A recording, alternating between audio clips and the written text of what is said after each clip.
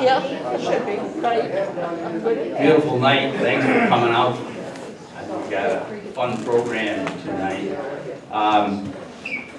Before we do anything, well, I guess we'll start with the pledge to the flag. So let's everyone stand, please.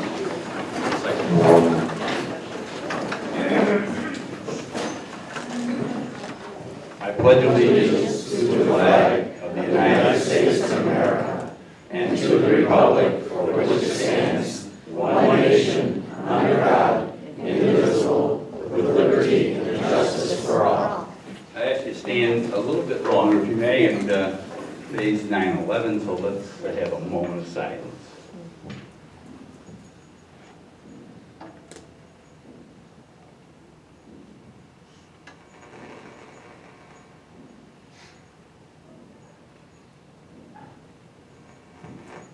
Thank you. Okay, have a seat.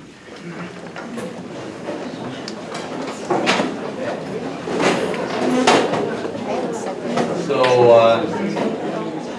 a couple of announcements before we get started.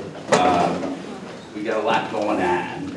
This Saturday, the 16th, is going to be a tour of the Knapp Sage Cemetery on the Town Line Road near Stay Creek Trail, if you know what that is. And we're going to be reenacting some of the famous or historic Parma people that are buried in that cemetery. So if you want to come out, you can register at the library, and it's at 10:30 on Saturday. Next month, speaker's going to be, let me see, glasses, work for me, Eric Vaughn, giving an introduction to genealogy, and in November, it's Mike Milsek on classic cars. We got a lot of experts on that in the room. And Tim Archer on December 11th on the Santa Claus School and Park. Tonight it's Tom McDonnell talking about Cobblestones. He's a former school teacher, middle school teacher in Victor, and he now teaches with the Osher, that's right, Osher group. So we're going to turn it over to Tim and ask you to tell us about Cobblestones. Okay. Thank you. Tim, a round of applause. Well, thank you very much. Is everybody able to hear me okay? Okay. I see a Bills fan back there. I'm trying not to talk too long. I know you want to be able to see the game. And now you can. Spectrum came to an agreement. Yeah, so it's on ESPN. Okay, my name's Tim McDonnell, and I'm a member of Osher, Lifelong Learning Institute. We're associated with RIT. I do have some flyers up here if you're interested in finding out more about what we do. We have classes. We just started our new semester today. In fact, I'm leading a course tomorrow myself. You can, if you are interested, you can just call up and they will let you either come to visit. We're out in Henrietta. If that's too far to drive, no problem. Most courses can also be seen on Zoom. So if anybody have any questions later on, just let me know and I'll be glad to explain it to you. Now I'm here today to talk about cobblestones, which is a very unique feature in this part of the country. Of course, the picture you see up here is a very fancy example of one down in Geneva, in Ontario County. We call this particular kind of architecture Italian ornate, and it's very, very artistic, as we're looking at. But for us to be a cobblestone, it's not so much the style of the building, but what it's made out of, its construction. You know, why don't you show the whole slides, because I think it'll be too clumsy to keep going on. Okay, now first of all, of course there are many buildings that are made of stone. There's nothing particularly unique about that. For example, in the upper right-hand corner is the archaeological remains of a city in the Indus Valley, which is now Pakistan, one of the oldest settlements in the world. So even back then, it was about 6,000 years ago, they were already building in stone. There's advantages of building in stone. The lesson, of course, from the three little pigs, that the one that built, the dumb ones that build them out of straw and twigs, and then the smart one who built them out of bricks or stones, whatever, because the big bad wolf couldn't blow it down. To be like most buildings made out of stone, you need mortar to hold it together. In cobblestones, they use a kind of mortar that's made of quicklime and sand mixed together with water, and it hardens and it heats up and hardens. The advantage of using that is that it's relatively cheap to make, and more importantly, it hardens slowly, so the stones have a chance to settle before it takes longer to settle, so you don't have to worry about it cracking on you. Unfortunately, that meant that you took a long time to build the buildings. Now, cobbles, of course, have been used all over the world for many years. We have cobblestone streets like this one in Italy, which still exist in many cases. But the way here in New York they use cobbles to build houses is a little bit different than you find them anywhere else in the world. Next. Now these are not cobblestones.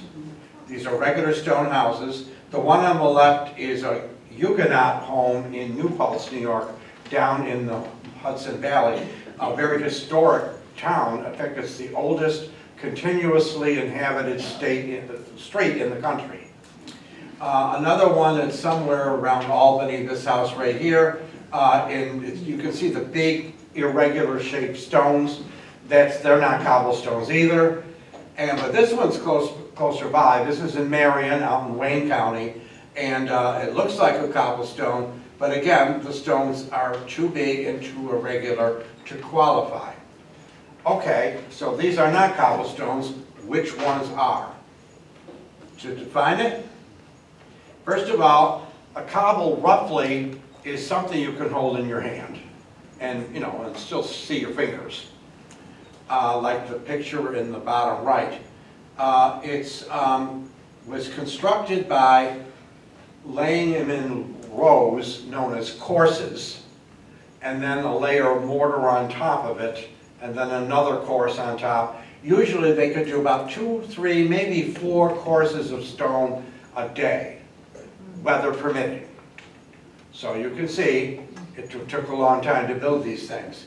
You can see on the bottom left-hand picture, they got very, very fussy after a while, and they wanted the stones to be all exactly the same size. Now all cobblestones look like that. And you can see between each row, or each course, a layer of mortar sticking out, shaped like an upside-down V. In fact, those are called V courses. And you can see the grains of sand that are in there, very, very durable. These houses, in some cases, are pushing 200 years old. Most of them are maybe 180, give or take. When you get to that age, what's a couple of years, right? Okay, next. It all comes down to geology. Okay, maybe we better go back and do this one at a time. Okay. So you need a cheap source of stones. Well, around here, you're only a few miles away from Lake Ontario, right? So you can go. They went up to the beach and collect the stones they wanted and brought them back.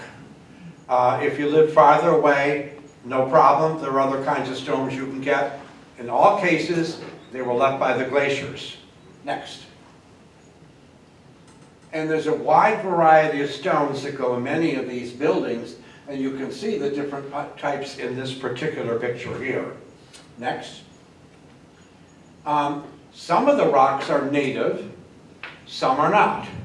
Those that are not native were brought here by glaciers during the last ice age, and they come from metamorphic rocks. I don't want to get into too deep in the geology here, but those are rocks that are changed by heat and pressure.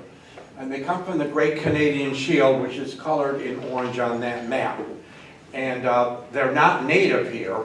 I think of them as being illegal aliens that cross the border. Next. And here's a couple examples of stones. This is, it's okay. That's fine, you can stop there. This is an example of a stone that was brought here by a glacier. When they're this big, geologists call this an erratic, this boulder, and it's not native to New York. And you can see by the stripes in it that this is a kind of a metamorphic rock formed by squeezing it under tremendous heat and pressure. Okay, next. So local rocks definitely were used a lot. This is not one. The Tinker Homestead down in Henrietta has this sign right outside the building. If you're ever there, it's worth the trip to visit it. And you can see the speckled, this is a kind of granite, and we do not have that here. Next. We have sedimentary rocks. So anywhere you go see exposed bedrock around here, it's going to look a lot like this. This happens to be the Genesee River at the Driving Park Bridge in Rochester. You go there. Next.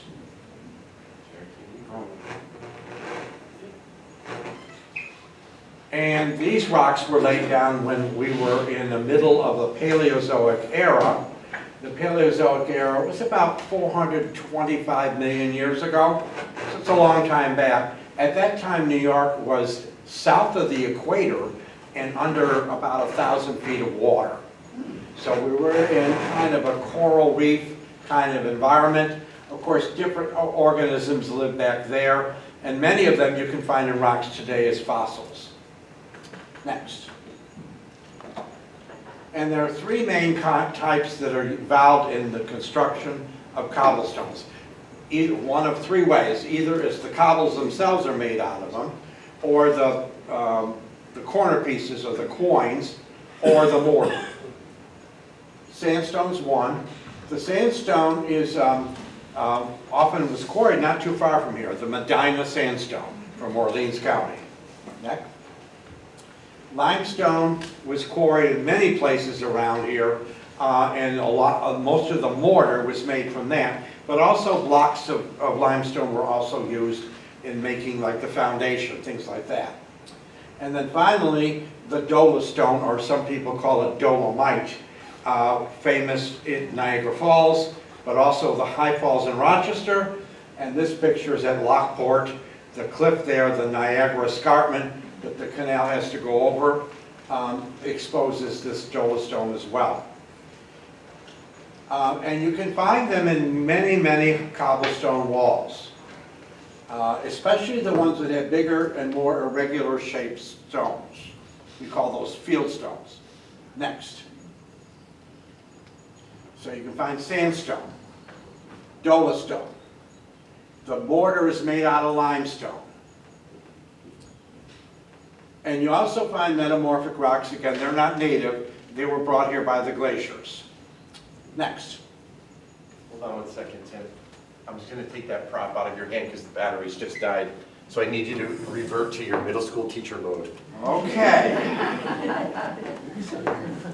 Somebody's here chewing gum. No. Let's get back to reality here. Okay. Anyway, let him go to the next slide here. You can do all the pictures up here. Okay. The cobblestones were built in the early 1800s in about a 35 year span between the 1820s to 1860.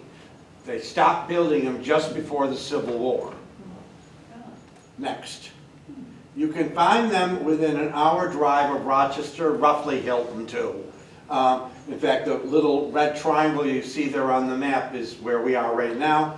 And almost all the cobblestones are in the counties there that are colored in pink.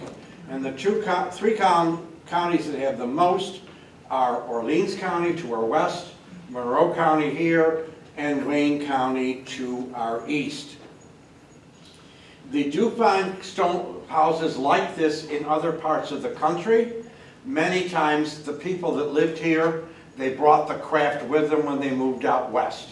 Michigan has a lot of them. Then they got creative with their styles out there, so technically I don't consider this to be a cobblestone, but the masonry is certainly similar. Even Canada has a couple of them. Now, what kind of stone they use depended on how close to Lake Ontario you are. This is the Tinker Homestead I mentioned before. This happens to be in Henrietta, and the stones there are more irregular shaped, larger in size, so they almost cover your complete hand. And the name, as the name tells you, originally when they were plowing the fields, the stones would come up, they would use them to build their houses with. Or, closer to the lake, this is in Charles, New York, where the Cobblestone Society is. About 20 miles from here? Maybe not even that far. And those stones are smaller, almost egg-shaped, and we call those lake wash stones. And they were built much later than the Tinker Homestead was. This one was built in the 1850s. A couple basic terms of construction I should mention. The corner pieces are called quoins, which comes from the French word for corner. They use a lot of cut stone, above and below windows in particular. Above the window, it's called a lintel, and below the window, a sill, like you're used to calling them. The foundation on the bottom was usually built with more irregular shaped stones, and then they had a layer they call the water table. So that's kind of like the foundation. They also had a roof, and the wooden piece near the top is known as the frieze, and many of them have little windows in them, not so much that you could see out of, but they were allowed for more ventilation. Those are called the frieze windows. The houses don't have these, but the ones that were built in the glory days of the cobblestones, mostly in the 1840s, they had a Greek influence, so they had Greek columns like you find in the Parthenon in Athens. Well, not nearly as spectacular, of course.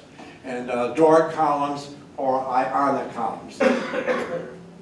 There's pictures from the side showing the quoins. The quoins are made of cut stone, they're not cobblestones. More regular ones on an older house, and houses that came later tend to be very cleanly cut, oftentimes painted so they would stand out. The one, by the way, on the right is actually today, it's across the street from Eastview Mall in Victor, and it's now a Starbucks. It used to be a school, but it isn't anymore. Next. Close-up of some of the stones, just so you get some of the vocabulary down. You're looking at here is lake wash stones. You can tell them because they're very smooth. And of course, you would find them if you go up to the beach. The border in between, the horizontal V-shaped joints are between the rows, or the courses. And then in this particular one, not all buildings have this, but in between the stones they have vertical joints as well. Many masons, you put them in, others did not. It depended on how much money the homeowner was willing to spend. Okay, go on. That's a course. These are field stones. In this case, it doesn't have any vertical joints. This one over here is a herringbone. Those are probably the least common of all of them. Those are made of the type of stones you skip with. Yeah. Okay, so they're flat, and they would alternate them back and forth, left and right. And otherwise, they're pretty much the same as the construction of others. There's about, I'd say, about 25 of them left today that are herringbone. Now, there are three periods of cobblestone construction. The early period, the buildings tend to be more simple in design, although still very attractive in my opinion, and they tended to be built mostly of field stones, and you find them farther away from the lake. This is the Masonic Lodge in Pittsford Village. The middle one is the home of the president of RIT, Liberty Hill. This comes from the middle period, and you can see it has porches, it has a more elaborate roof, and it has those columns. So that's from the middle period. And then the later period, closer to the Civil War, the fad was beginning to run out, and they still built relatively impressive buildings, but in this case, they tended to be constructed well, but their designs were not nearly as elaborate. This is the very impressive Webster Baptist Church, which is about, I don't know, 100 feet tall. What's interesting about those buildings is that the cobblestones are actually just a veneer. Behind them, the stones are much more irregular. I'll show you an example of what that looks like in a minute. Next slide. So why don't you just let the captions come up? And okay, let me talk about them just to show that there's the basic design, but there's a lot of inventiveness in them, depending on what they wanted or what the mason liked to do. For example, often was the case in the upper left-hand corner, the big stones were down near the bottom and they got progressively smaller as you went up. That's not always the case, but many times it was. Oftentimes, only the front of the building had nice stones and the sides and the back were more irregular because you wanted to show off. Early herringbone in the middle there. The type of construction that you would see near the later days would be very uniform stones and very round and nice straight courses. Very well designed. In the middle row, you have rectangular stones. Those are the coins. And in between, you have 1, 2, 3, 4 courses, 4 rows between each coin. In some buildings, there were 6. I know one that even has 8. Of course, to do that, the stones are going to be very small. Sometimes you find the coins protruding, but that's not very common. There's only a couple houses I know of that have that. One of my favorite ones are, you find these out near Sodas in Wayne County, and they have a lot of sandstone cobbles out there. And most of them have iron in them, so they're red, but some of them don't, and they're white. So they alternated like 5 rows of red with 1 row of white. To do that, you needed people to sort out the stones for you. They usually hired boys to do that, paid them 10 cents a day. Child labor in those days was no picnic. Bottom row. There's just 2 pictures. The bottom middle, a prominent vertical joint, and not all houses have that. And then the last one of my favorite houses, it's a herringbone, the flat stones, but they're all vertical. I only know one house like that, and it's near Medina, out in Orleans County. Okay. Styles change over time. This is the federal style on the left, and I will explain what that means in a minute, but this very, very simple in design, very, I guess we could say very Republican. I don't mean the party, but I mean we were a republic at that time, and we wanted to celebrate the fact that we had our own kind of architectural design. It actually comes from the British design known as Georgian, but of course at those days you didn't want to name anything after King George. The Gothic style, kind of a German kind of structure, and that's very typical, very, very steep roofs.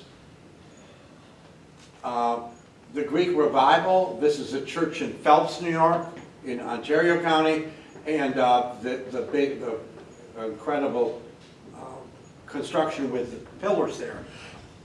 I should have brought my drink over. I guess I can actually stand over here because I don't have a mic anyway. One house not too far from here, it's in Hamlin, the stones are arranged in like potatoes. horizontally, not vertically. And then the house in the middle, that shows the Italianate style, influenced by the trends that were going on in Italy at the time. And you had these very fancy roofs, and the structures that hold them in place are called the cornices. Some of the houses around here are built that way, but there aren't too many surviving today. The one on the right shows a fan-shaped frieze window. Most of them were rectangular, but you know, they got creative with that. Another one, this is in Lindenville, and they have lintels above the windows, but notice this one, it also has one that goes up in a kind of a horseshoe-shaped kind of pattern. Herringbone again, and in the Webster Church, all the stones are pretty much the same kind in color, and they're only about this size. Okay. Now, the reason why we have them here, and you don't find them in many other places, is because we were under ice several times actually. The last time ended in about around here, maybe 10,000 years ago. I could be off by 1,000 years or so, but that's close enough. And we were under well over a mile of ice at one time. When the glaciers receded, they left behind many very deep valleys. We call those troughs. All the Finger Lakes are in troughs like this. This happens to be in Tully, New York, south of Syracuse. If you've ever driven on US 20, you go up and down these hills. People nodding, you know what I'm talking about? And it's worth, by the way, if you're going to want to take a nice day trip in the autumn, take US 20 from Auburn towards Cazenovia. What the glaciers carved away, the debris they carried with them, rocks and sand and clay of all sizes, and they dumped them. And one good example is where the Lilac Festival is in Rochester. That's the Rochester Moraine, and it's a ridge that goes east to west. Mount Hope Cemetery's on it, Cobb's Hill's on it, and so is Highland Park. Important for us here was when the glaciers melted. You can see at the top of the map on the right that there is the glacier still there. And it is now, at this point, we're about 8,000 years ago, and it's receded pretty much all the way out of what's would become New York State. So it's just in Canada at that time. All that melting water had to go somewhere. It couldn't escape through the St. Lawrence River because that was blocked by ice at that time. So instead, it filled a huge depression, much bigger than Lake Ontario, and geologists call that Lake Iroquois. And its escape route was down the Mohawk River, and it joined the Hudson and went out to the sea at New York City. It also carried the water of Lake Champlain. Hilton, it would be, if this lake would return, would be under maybe 50 feet of water. Next. Now, Lake Iroquois is very important. The picture on the left shows how basically these kinds of lakes formed. Geologists call them Proglacial Lakes, pro meaning before, but that's not too important. So the glacier, as it recedes, it melts and it fills depressions up with water, and the ice itself blocks it from escaping. So it has to find another route to find a path to the sea. In the Lake Iroquois' southern shoreline is roughly Ridge Road, Route 104. And if you drive along that, if you're going towards Rochester, on your left you'll notice a drop-off, and on the right, not so much. That is the beach of old Lake Iroquois. This picture right here shows it in Webster, but I'm sure you can think of many examples around this part of the county as well. You come into town, and you drive down the hill, and that's the old beach of Lake Iroquois. And why is that important? Because at one time, that was a lake. So in this part of the county, you're going to find a lot of stones north that are more rounded. They are not underwater now, but they used to be. South of the Ridge Road, however, the stones tend to be much more irregular, so chances are the buildings are going to look like they're built out of potato-shaped kind of stones. Next. Okay, before I move on, does anybody have any questions or anything so far? Right here. Yes, ma'am. So what is behind the stones? I mean, is it a wall of something, and inside there would be a Call that a wooden- rubble wall. I'll show you an example of that in a minute. It's a Yeah. very good question. Thought I saw another hand up. Yes, sir. Go ahead. Oh, me? Yes. When you go west on Ridge Road towards Lockport, Yeah. I see quite a few houses that had stone, we used to say they were old schoolhouses. Yes. Were those cobblestone? We don't have to get into it deeply, but. Many of them are. Not all of them are. There's one here in Parma, an old one-room schoolhouse. Okay. It was built out. It's not. I don't know what it is today. It's either private residence or some kind of a store. Anybody know? The dry cleaners, I think. Huh? A dry One of the cleaners? dry cleaners. at It's one time. interesting how some of these buildings have been repurposed over the years. But I'm glad to see that it's still standing and being It's used. right up at Trimmer Road. Mhm. So you're absolutely right. Ridge Road is probably the best one if you just want to quickly survey the scene. And of course, the Cobblestone Museum itself is on Ridge Road in the Little Four Corners of Childs, north of Albion. Yes? Why did they stop before the Civil War building happened? Can anybody hear what he said? They Yeah. stopped just before the Civil War. The construction was getting a little expensive. And at that point, transportation was better, and they were able to bring in other building materials like bricks. So people went with them. And then after the war, they started using Portland cement, which does not work very well with cobblestones. The fad basically had run its course, and people did not want to wait a year to have their house built, because it took a long time to put those things together. So the fad kind of ended. The expense was getting very high, and the Civil War really changes the culture of this region as well. So no longer was the fad. Some houses were built after that, but very, very few. Yes? The Big Ridge, which is, I think, is that Route 31? It's just east, or just south of Ridge Road. The Big Ridge, more the escarpment. Yeah. Was that part of Lake Iroquois, or did The water didn't reach that far down, it did not? except when you're between Lockport and Lewiston.